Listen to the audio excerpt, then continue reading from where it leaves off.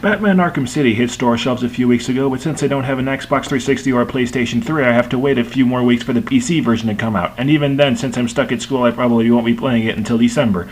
So since I can't play a good Batman game, I'm going to reminisce about a bad one. Batman Begins doesn't get a full review for two reasons. One, because it's so unsubstantial, and two, because this is another game that I had the good sense to rent rather than pay money to own. Now, there were plenty of varied Batman games before this one, but Batman Begins was the first Batman game that attempted to be a stealth game. I say attempted because the failure is so catastrophic that it'd be funny if it wasn't so sad. Here's how each level in the game works, and trust me, every single level in this game is exactly the same. You walk through a strictly linear level until you come across a group of enemies. You hide somewhere and you look around until you see an object in the room that you can interact with. You throw a batarang at said object and cause a distraction, thus dazing all of the enemies so that you can smash their teeth in. So the game has less in common with a stealth game and more in common with I Spy.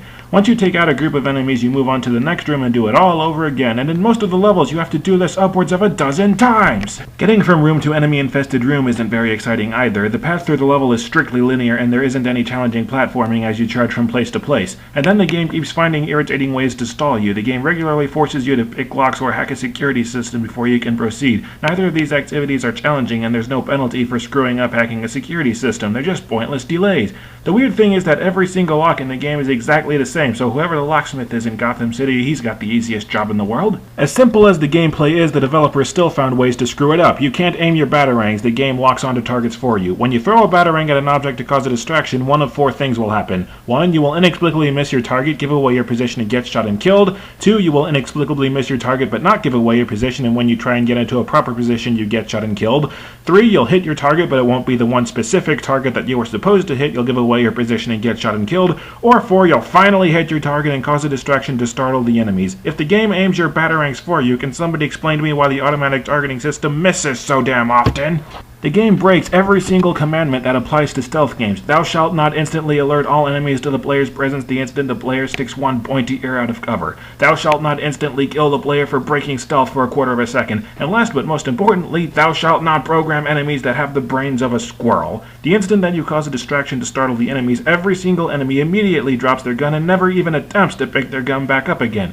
The enemies just stand around staring into blank space while you're free to run around and beat the crap out of them. I understand that, as some incredibly astute critics pointed out, fear is the central premise of the movie, but there's a difference between being scared and forgetting how to operate a machine gun. On the rare occasions that the enemies do put up a fight, you'll find that the combat is mind-bogglingly awful. Batman can throw smoke bombs and flashbangs to stun enemies. These gadgets always work, and Batman has an unlimited supply of them. When you're fighting an enemy, all you have to do is throw a few punches, wait until the enemy starts blocking, then drop a smoke bomb or flashbang to stun him and start punching him again. This tactic always works, effectively stun-locking all of your enemies and turning every fight into a duel with a punching bag. Even the fights with Scarecrow and Ra's al Ghul at the end of the game can be beaten with this tactic, and let me tell you, the Scarecrow isn't all that scary when you could just drop a smoke bomb and give him an instant asthma attack. Batman's body armor can only take about 5 bullets before you die, so either that bulky armor doesn't do crap or criminals finally figured out to shoot for the open part of his mask. Every damn enemy in the game carries a machine gun, so you take those 5 bullets in about 0.8 seconds. Even worse, the second that you move even a little bit out of cover, every single enemy in the room instantly becomes alerted to your position, even if nobody was looking at you when you moved.